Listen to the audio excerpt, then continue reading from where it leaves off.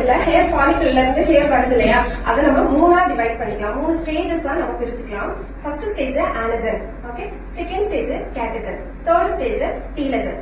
ஆனஜன் அப்படின்னா என்னன்னா, அதாவது முடி வந்து இப்ப நம்ம ஹேர் ஃபாலிக்குள்ள அந்த ஒரு 10 lakhs ஒரு 20 lakhs ஹேர் இருக்குன்னு வச்சுக்கோங்க, அந்த ஃபாலிக்கல் இருக்குன்னு வச்சுக்கோங்க.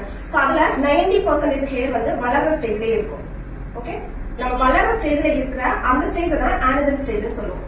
ஓகே, தென் தேர்ட் ஸ்டேஜ் வந்து டீலஜன் ஸ்டேஜ். அது வந்து கம்ப்ளீட்டா முடி கொட்டுற ஸ்டேஜ்ல இருக்கிறது தான் டீலஜன் ஸ்டேஜ்னு சொல்லுவோம். இது ரெண்டுத்துக்கும் நடுவுல இருக்கிறது தான் கேட்டஜன் ஸ்டேஜ்.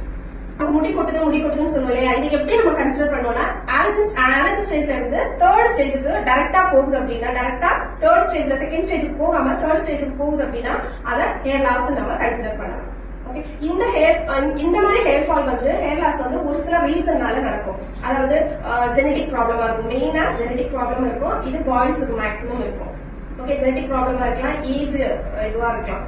செகண்ட் ஸ்டேஜ் போகும்போது என்ன நடக்கும்னா, நம்ம ஹேர் வந்து கொஞ்சம் கொஞ்சமா தின்னிங், அதாவது அந்த திக்னஸ் ஹேருக்கு நம்ம வெளியே தெரியுற இந்த ஹேர் திக்னஸ் கம்மியாகி தின்னா இருக்கும், தின்னிங் ஆகும் ஃபர்ஸ்ட். அதாவது ஒரு 5 முடி இருக்கிற இடத்துல நீங்க பாத்தீங்கன்னா 2 முடி தான் இருக்கும். வெளியே பார்க்கும்போது உங்களுக்கு 2 முடி தான் இருக்கும். அந்த முடியோட திக்னஸும் ரொம்ப கம்மியா இருக்கும். அதுதான் தின்னிங் ஸ்டேஜ் சொல்லுவோம். அதுக்கு அடுத்த ஸ்டேஜ் தேர்ட் ஸ்டேஜ், முடி கொட்டுற ஸ்டேஜ்.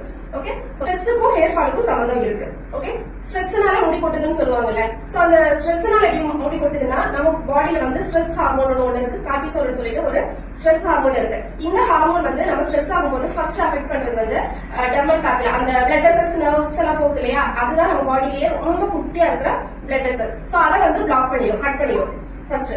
சோ அப்படி இருக்கும்போது நமக்கு வந்து ரத்த ஓட்டம் சரியா இல்லாததுனால ஹேர் ஃபால் ஆகிறதுக்கு வாய்ப்பு நிறைய இருக்கு.